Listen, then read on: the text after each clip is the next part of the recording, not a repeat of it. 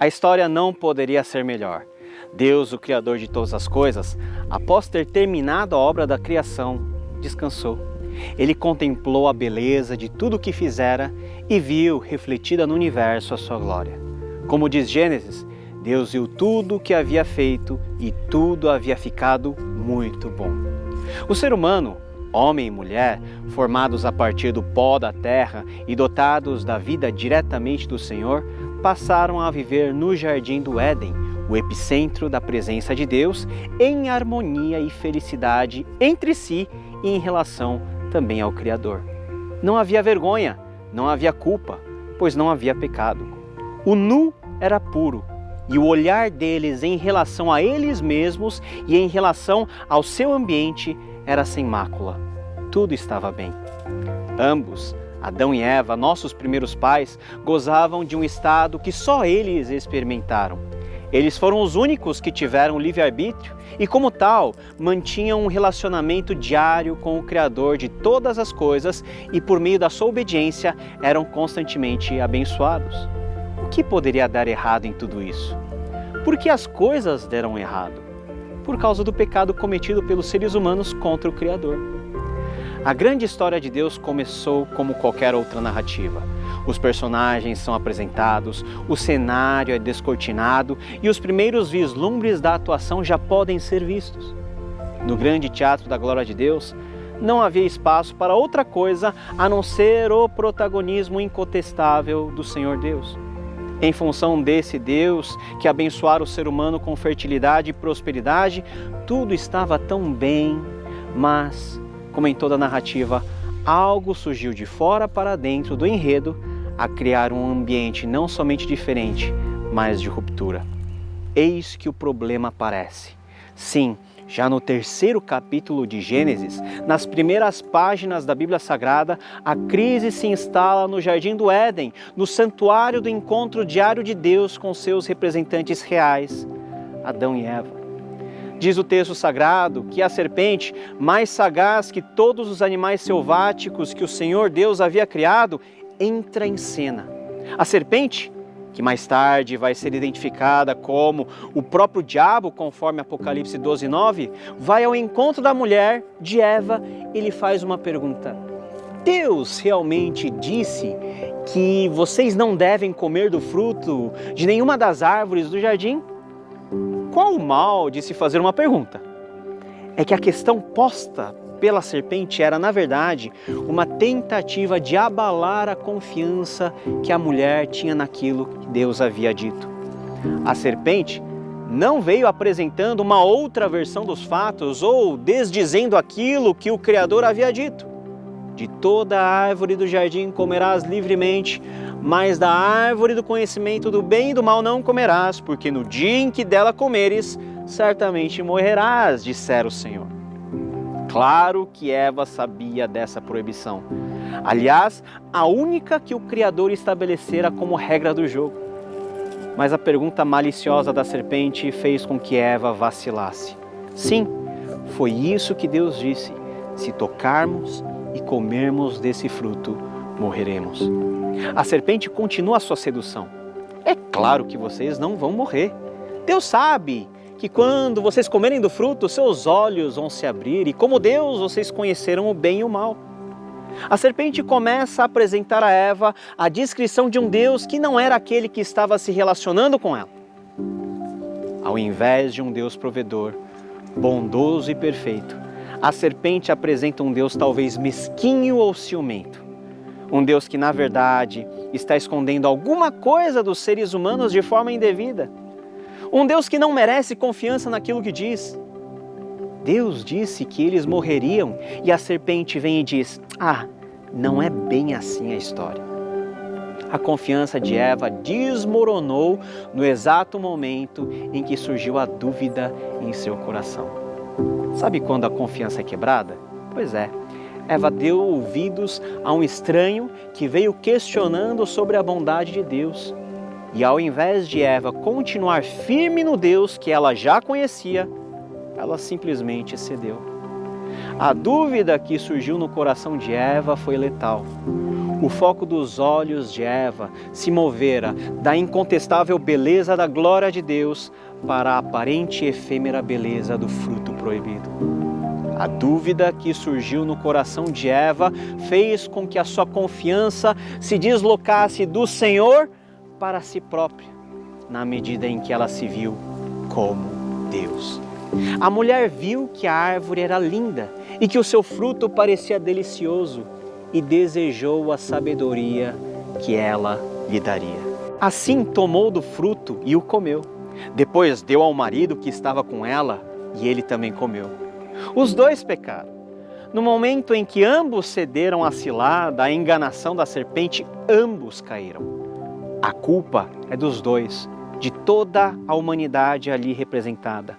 Cair, na verdade, é um verbo que não expressa com tanta exatidão o que aconteceu.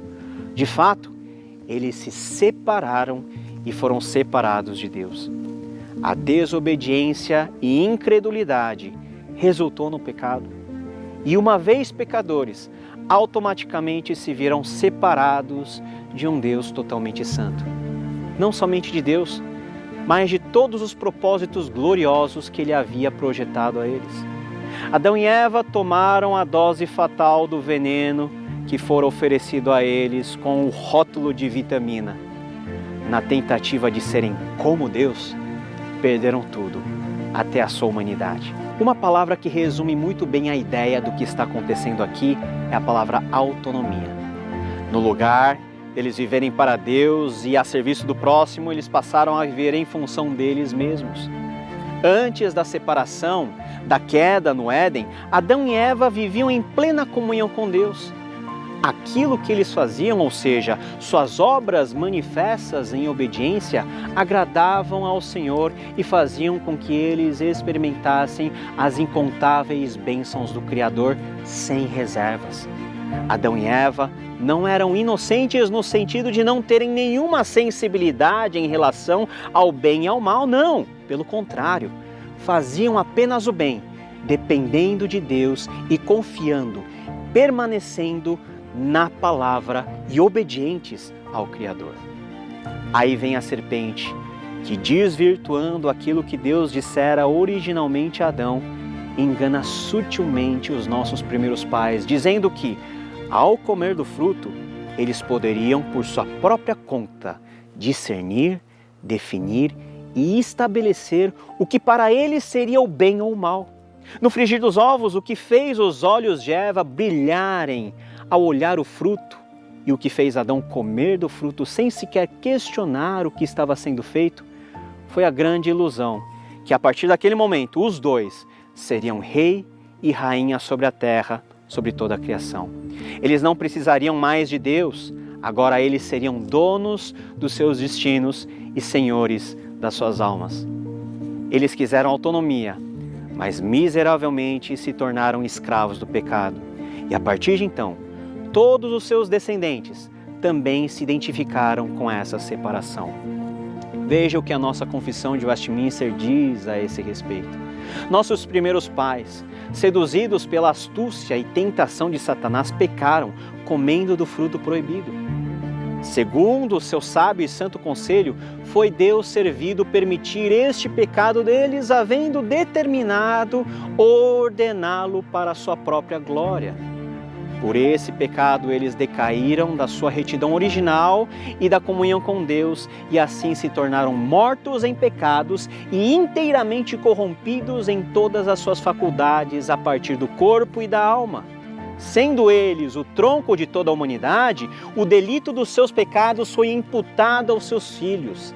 E a mesma morte em pecado, bem como a sua natureza corrompida, foram transmitidas a toda a sua posterioridade, que deles procede por geração ordinária. O prejuízo foi total. A história tomou um rumo totalmente contrário daquele que imaginaríamos ser a história de Deus com a humanidade.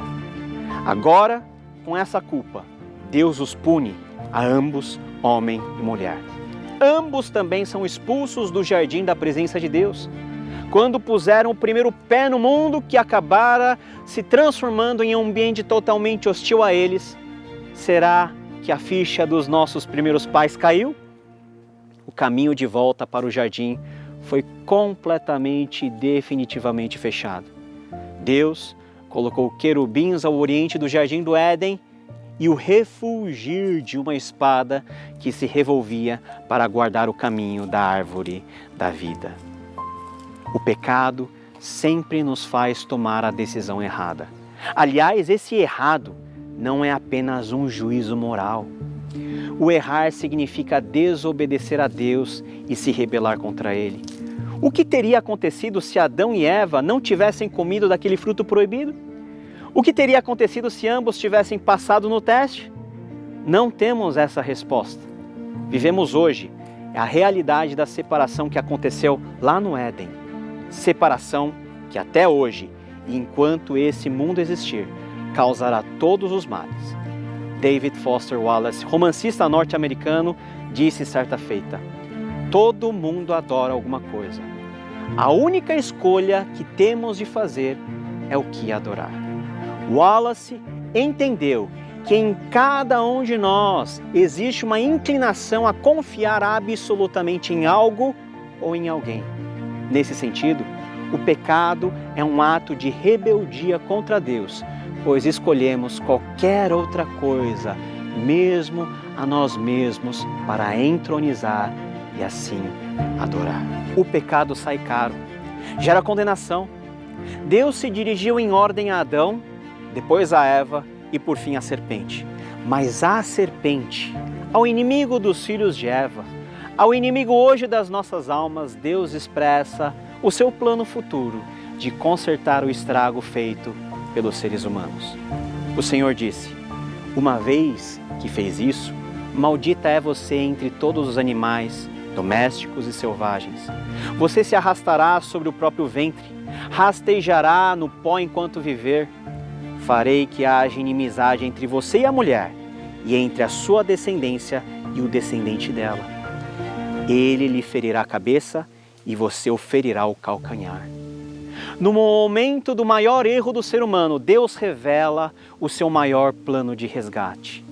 Esse trecho é chamado pelos estudiosos de proto-evangelho, ou seja, na separação, a reconciliação já é anunciada, as boas novas da salvação já são pregadas. O descendente da mulher é referência ao nosso Senhor Jesus Cristo. Por causa do pecado do ser humano, seu calcanhar foi ferido, ou seja, ele foi morto na cruz. Mas ao terceiro dia, ao ressurgir dos mortos, Jesus pisou na cabeça da serpente, decretou a sua derradeira vitória sobre Satanás e nos chamou para vivermos a nova vida em seu nome. O Brian Walsh e o Richard Middleton disseram o seguinte: nós, como seres humanos, com frequência deparamos com dois caminhos. Um que leva à verdadeira adoração a Yahvé e o outro que leva ao culto aos ídolos.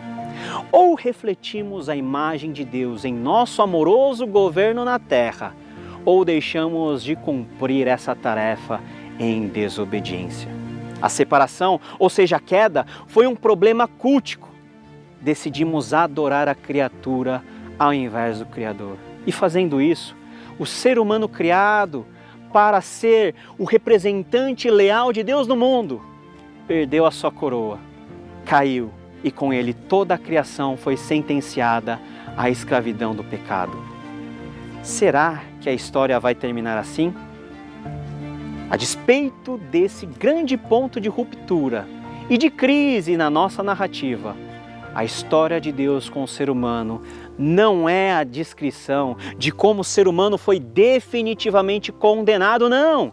Estamos lendo sobre a história da redenção, ou seja, de como Deus já planejou uma porta de escape para que, por um lado, o ser humano fosse novamente alcançado por sua graça e, de outro, Deus pudesse se revelar tal como Ele é, o Deus Pai, Filho, Espírito Santo, glorioso e digno de toda a adoração.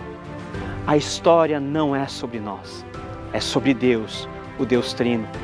Quando entendemos isso, fica fácil de vislumbrar que Deus em tudo o que acontece sempre será exaltado pelos seus perfeitos atributos.